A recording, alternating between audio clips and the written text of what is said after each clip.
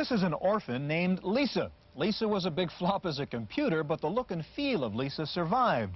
The icons, the graphic interface, the pull-down menus, and the mouse input were all modified to become an integral part of the Macintosh. And now the Macintosh has been modified in the new Mac SE and the new Mac 2. Today we take a look at the new generation of Macintosh computers on this edition of the Computer Chronicles.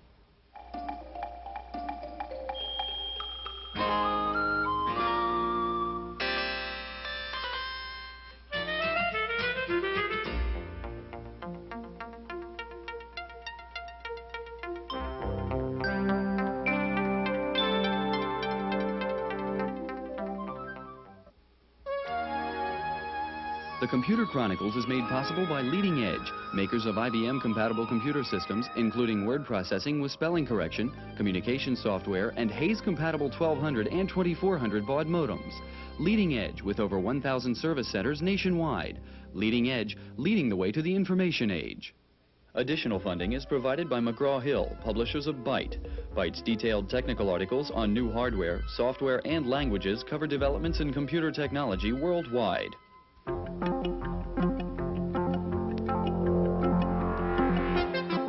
Welcome to the Computer Chronicles. I'm Stewart Cheifet, and this is Gary Kildall. Gary, this is an add-on board, and you would assume, therefore, it's an add-on board for an IBM PC or compatible, maybe an Apple II, but not a Macintosh. Well, it's 1987, and this is an add-on board for the new Macs. They have slots, of course. In fact, if you look at the new Mac 2, it looks an awful lot like an IBM AT. If you look at the new IBM Personal System 2 computers, they look like Macintoshes. Have the two giants finally come together and agreed on what a personal computer ought to be? I think what they've done is they come together to try and compete for the same market. So basically, Apple learned from IBM's open architecture. With the open architecture, third-party suppliers put in boards that AT is used for things that IBM really didn't expect it to be used for. At the same time, IBM learned from Apple. Customers really like the user-friendly interface, the graphics, the color, the desktop publishing. So even though they haven't come together on the exact hardware, they've come together on the philosophy. Gary, we're going to take a look at the two new Macintosh computers today, the SE and the 2. We're going to start out by talking to some corporate computer types to find out if the Macintosh really has become a serious business computer. The history of the Macintosh is similar to the history of the personal computer industry, full of victory and defeat, approval and rejection. Today, with Mac sales booming and two new machines joining the line, Apple seems to be pushing harder than ever to turn the Mac into a major contender in the business world. I think that the pattern of growth that we've seen in the Macintosh marketplace is one from the hobbyist computer users and the hackers who were fascinated by the machine's potential to that growth occurring in the business world where that potential has been realized. Applications that have come out for the Macintosh have really begun to approach what the machine is capable of. And when the machine was released, there were really no serious business applications. Colophon is a small design firm in San Francisco that specializes in Macintosh-generated graphics. Colophon is not on the Fortune 500 list yet, but it does have some big clients, and the company sees a growing acceptance of the Macintosh in corporate offices. Usually the design department, or a few unorthodox managers who see the world in their own ways and don't follow corporate policy closely, will bring Macintoshes into their office. In the case of the design group, it makes perfect sense because the machine is so well suited to graphic tasks. The Mac's talent for desktop publishing helped it through the corporate gates, but once inside, there are new obstacles to overcome. In the past, the MIS department has been a central repository and control point for the way that information flows in a company. And that's a very powerful position for them to be in. Now we're proposing to bring in these computers, intelligent, independent workstations that can conduct tasks completely independently of a central host computer, that can communicate with one another independently of a central network. And I think that has far-reaching implications for that power structure.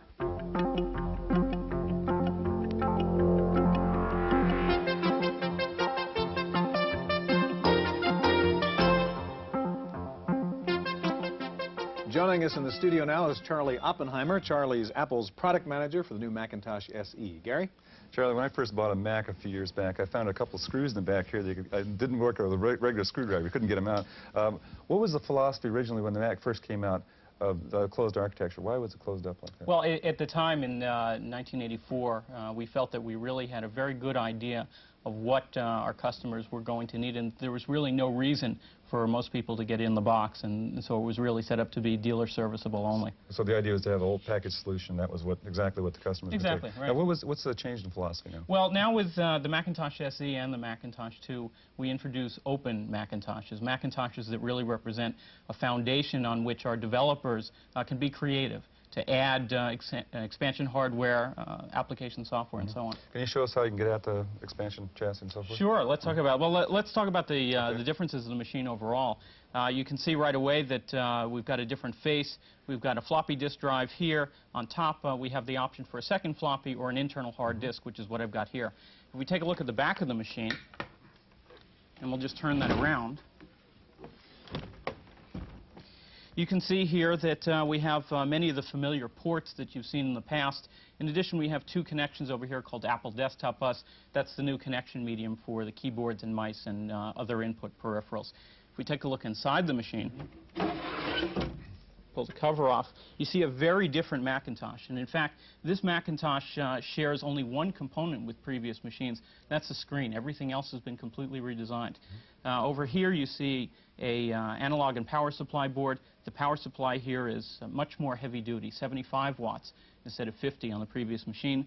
A fan, of course. If you have a hard disk, you've got to have a fan inside the machine.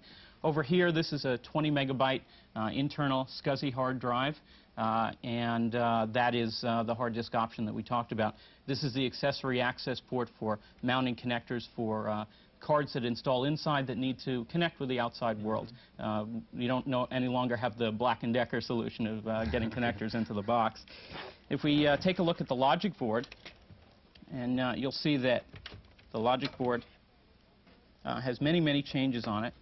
I'll sort of tilt it up here. Right away you see this is the expansion slot for the cards. We'll come back to that. The machine has 1 megabyte of RAM. It expands to 4 megabytes just like the Plus. The 68,000 still running at the same speed. We have over here the ROM. The ROM has been expanded to 256K from 128K on the previous machines. This part over here is completely new for the machine. This is a gate array. It incorporates 19 chips from the Macintosh Plus, and it's the key to some important performance improvements that we have here. We've got 15 to 20% overall processing speed improvement, and SCSI performance is up to 2 times faster, so that's really important. If we focus in on the slot here, I'll show you an example of a board that would plug into the slot. This is a card from General Computer. It's a 68020 accelerator, and the way it would plug in would be just like so. Plugs in flat, and now you have an expanded machine. There are really 4 types of expansion boards that we see becoming available for the SE. We see this sort, the accelerator, the coprocessor. You know, there's an 8086 coprocessor from AST. There are communications cards, Ethernet, 3278, file transfer, terminal emulation, large screen adapters, now, Charlie, and so that brings on. up a point. How do you take care of the problem of multiple cards in the machine at the same time? That's right. Yeah, there is one slot, and many people will want to get more than one function inside the machine.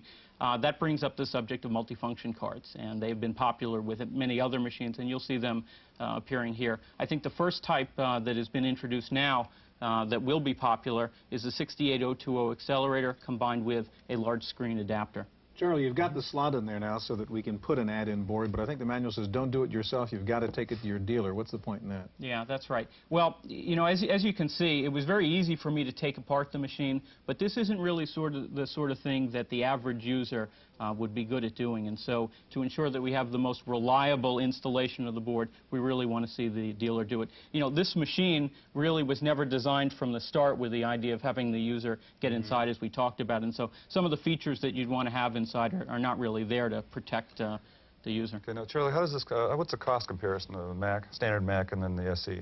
Okay, well, you know, there's the Macintosh 512, the Macintosh Plus, the SE, and the 2. The Macintosh Plus is still at $21.99. This machine with 2 floppies would sell for $28.99, and with the internal hard drive option, $36.99. Charlie, real quick, people who already own a Mac Plus are a little upset. There's no way to hardware upgrade to the capability of the SE. What was the reasoning behind that? Yeah, you know, we'd always like to see an upgrade available, and that was something that we considered. Unfortunately, in order to provide the kind of expansion and the internal hard disk features that we wanted, there was no way to provide an upgrade. And as you know, I said earlier that every component in here is different except for the screen. Well, that means there is an upgrade, but it's very, very laborious, and so we decided not to do that. We're going to come back in just a second. We're going to take a look at the new Mac 2. It's got color, it's got slots, and it's got speed. Stay with us. We'll take a look at it.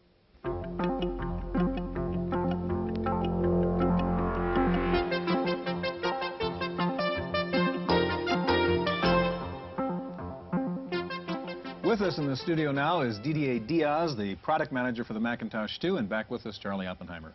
Didier, we've seen Apple introduce the Mac Plus. Now Charlie's shown us the SE, and you've got the Mac 2. Now, what target market is this? It must be different from the others. Well, with its increased power, this Macintosh 2 is targeted at the higher end of our current marketplace. The business community who uses productivity applications such as spreadsheet, word processors, databases, etc., will use this machine. But as well, because of this increased power, we'll see the Macintosh enter or get an increased penetration in new markets such as engineering. We'll see as well lots of these machines in the university market, thanks, for instance, to the ability of this machine to run not only the Macintosh operating system, but as well the Unix operating system, which is very popular there. Now, the SE that Charlie showed us is an open system. Apparently, the Mac 2 is also an open system. Can you show us how that works? Right. The Macintosh 2 has been called an open Macintosh by lots of people, and I guess the reason is I just have to pull these two latches in the back, and I can now open the top and take it off. And that ease of opening the Macintosh will be important because our customers will be able to add cards in the machine very easily by just taking the top off and adding cards. You just tilt it up a second to make sure our audience can see inside. That way, so we can see inside it before you pull that card out. Okay, great. Okay. So yeah, as I was saying, the customers will be able to add cards such as this one. This is our video card, and it will allow us to drive both our black and white and our RGB monitor. A few things to point out on this card. First, here I have a configuration ROM. This is part of the NuBus standard. NuBus is the protocols we're using for our slots. It contains information about the card. What happens is at boot time we scan all the slots and we read this ROM. We find out what the cards are out there, and this way the customer doesn't have to worry about dip switches or anything of that kind. You put your card in, you boot, and the card is identified. Another very important feature of this card, this here, which is a color lookup table. It contains 16 million entries, 16 million colors, and I can display up to 256 colors at the same time on my screen. So 256 colors at the same time out of a palette of 16 million is something that hasn't been seen up to now on personal computer. We'll get a chance to see that a little later. We'll see that a little later, right. What do we have here? We have a chassis that can hold a hard disk and one or two floppy. The hard disk can be either 20 megabyte, 40 megabyte, or 80 megabyte. Just a few comments on the 40 and 80 megabyte drive. They both are 5¼ half-byte inch drive, and they have an access time under 30 milliseconds, which is very fast. That allows us to transfer over 1.2 megabyte per second over our SCSI interface, and that will really give us a great speed when it comes to open applications, save large files, etc. So let me just put that away and show you the most important part of this computer. Now, as you can see, all we have left in here is the power supply, which is 250 watts, provides a lot of power for both the logic board, the slots, and the hard disk. And we have the most important part, as I said, which is this logic board. So the logic board contains the 020 and the 68881 arithmetic coprocessor. The 020 is a next generation processor from Motorola after the 68000, which is used in the Macintosh Plus and the Macintosh SE. It's a full 32-bit processor, such as the Intel 386, for instance. That allows us to get a speed increase over the Macintosh Plus up to 4 times, I would say. And then we decided to add as a standard this arithmetic chip. And I will show you what this arithmetic chip can do for us. Here we have the 6 NuBus slots, and I already told you a few things about the NuBus slots. Another characteristic of NuBus is that it allows a card in any slot to take over the entire machine. That's called the bus mastership capability. So in the future, when we see new processors coming on the market, you could put a card here with an 030, for instance, or any other kind of processor, and have this very fast processor take over the whole machine. Now, this machine is a Macintosh, and as every Macintosh, it has all kinds of ports built in. We have a SCSI port here, 2 serial ports, 2 Apple desktop bus port, which allows us to connect input devices, and a sound port. result. So what this means is you can have a machine with, as I showed you, 40 megabyte, 80 megabyte drive, 2 floppies, 1 tape backup connected outside the modem, and yet you have only used 1 slot. So 6 slots should be many for most of our users. Didier, I want to make sure we have time to actually see it run. So I'm going to ask you to turn to the software now and actually run the two for us and give us a little demo. Right, so all that great hardware gives us, first, great speed. Let me just show you what we'll do with current applications. I mentioned spreadsheets, word processor, etc. This is a Mac Paint, and I'm going to show you what I can do here with a graphic document. Here I can move this document. It's a fairly complicated document, lots of data here, and you see the speed at which I can move all these bits on the screen, and that's due to the speed of the 68020 and as well to the speed of our graphics routine contained in QuickDraw. And basically we'll see the same result on all the current applications, whether they're spreadsheet, databases, etc. We'll see increased speed and as well the ability to use a larger screen. This is a 13-inch screen. This is one of the 2 screen monitors available for this machine, 12 and 13-inch. But now, as I said, this machine will touch new markets. And let me show you a few of the components that will allow us to get into new markets. This is a demonstration of the power of the 68881 arithmetical processor. I'm drawing this equation, sinus x plus 0.75 sinus 2x, and that's the speed at which I would draw this equation without the arithmetic chip.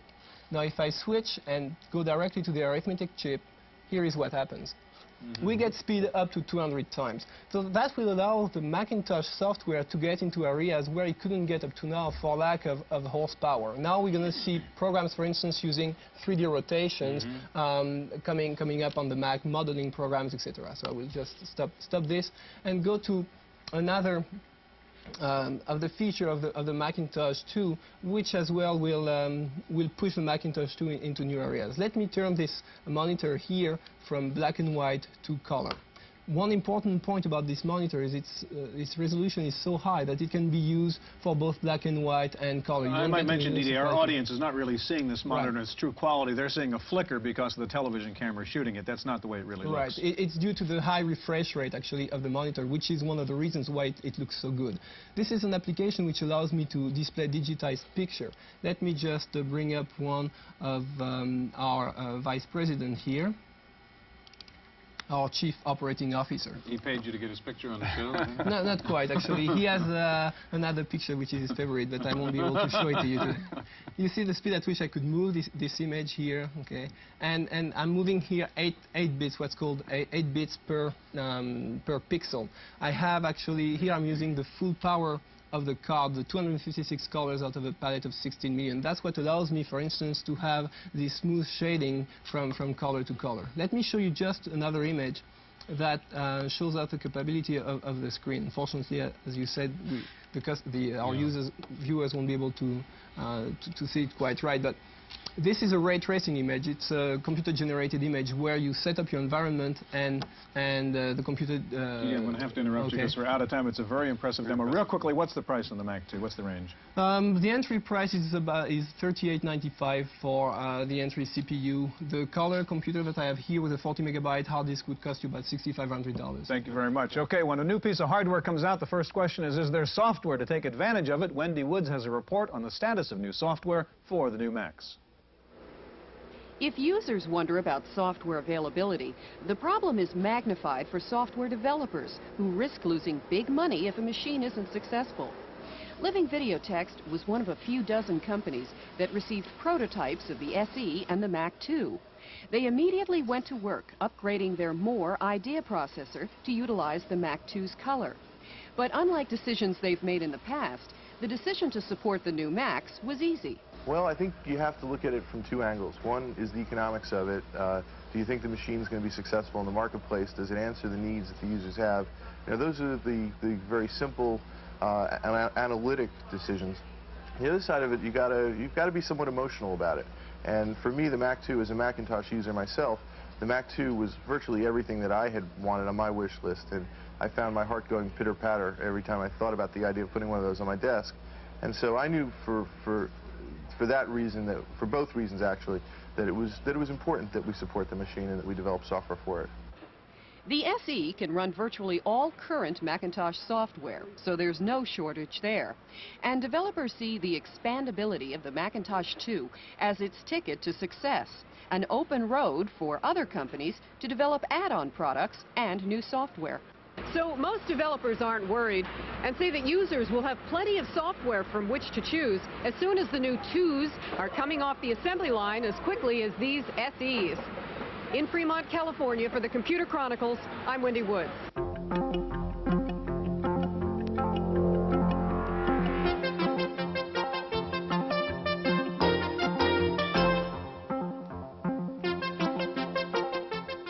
With us in the studio now is our resident analyst, Jan Lewis, and also our very own curmudgeon and commentator, George Morrow. Jan, from a consumer standpoint, we have a whole range of machines you can buy from Apple. Which one of these things should you buy? Disregarding price, which one should you buy? Well, if or you how really, do you decide which one you're going to buy? Clearly, you cannot disregard price. Otherwise, everybody would get the Mac 2. Yeah. I think that what you need to look at is what you want out of your system and how long you want it to last. The Mac SE right now is a very big seller. People who were buying the Pluses are now buying the SE. Eventually, of course, they're going to want to expand even more. So eventually, they're going to want expansion boxes. If you know that you're going to expand quite a bit, if you know you're going to use a lot of color, if you know you need a lot of the graphics, you might go to the Mac 2. Desktop publishing, for instance, I think probably the Mac SE is a better bet. And if you look at some of the, let's say, peripheral monitors, for instance, that are coming out for desktop publishing versus, let's say, for desktop video or for the graphics area other than that, you'll find the SE seems to be more of a desktop publishing machine. But the Mac 2 is highly expandable, and you'll get many, many years of enjoyment out of it. Okay. Okay, George, you've seen the SE and the 2. What do you think about these new computers? Well, I think the 2 is an expression of a lot of market envy. You've got Apple that has seen IBM do so well and the corporations and the add-on people do so well. You're looking at an expression now of, gee, how do we get a piece of that action? They've come up with the new bus, and they've come up with color. And I think what's going on now is a fantastic musical game of chairs. Everybody is moving over into the position of what everybody else was doing a year ago. And it's going to be a lot of fun watching what happens. Jan, what do you think about this battle, Macintosh trying to get into the IBM, the corporate, the business market? Is that going to work? I think it's already working through the desktop publishing. Yeah. It's already working, even though when you talk to the corporations and they say who is on our approved list, you will not find the Macintosh there. Yet you walk up and down the halls of the corporations and there's no questions the Macintoshes are there. So I think already what they're doing is a very good wedge into the corporation, and this will take them much farther. Apple has also done an awfully good job in networking, and that's probably another edge that they have in the corporation that's got them a leg up. What about the, I'm sorry, go ahead. I was going to say, George, you have a particular hardware expertise, and there's always questions, how is a 386 going to stack up against the 68020 in terms of just a horse race? Raw processing power, they're very similar in power, but from what the fellows that have used it, the cognoscenti, seem to think there's a lot more overhead in the Mac 2 than there is in the present 386 machines, so the effective speed is somewhat lower. But both processors have got a lot of horsepower, and of course the engineering workstation market is now going to be an awfully exciting market, not only to buy products from, but to doing software That certainly development. seems like a good place for the Mac 2. Yeah, so. yeah. Jan, last question. What about this change in philosophy Gary was talking about earlier? We heard about the closed Mac, and that was the whole philosophy of Apple Macintosh. All of a sudden, it's the total opposite. Is this sort of the end of the Steve Jobs era for good? I think that's definitely the end of the Steve Jobs era as far as that goes. On the other hand, the one problem they're going to have as a result of being more open is there are going to be clones. Yes. Whereas with the old Mac, there weren't clones. So the one good legacy of Jobs is that it was unclonable. I think in the long run, of course, Apple comes out ahead. Whoever clones it are going to come out ahead, and the consumer is going to come out ahead. Jan, George, thank you very much. That's about all the time we have for our look at the new Macintoshes. We'll be back in just a minute with this week's Computer News.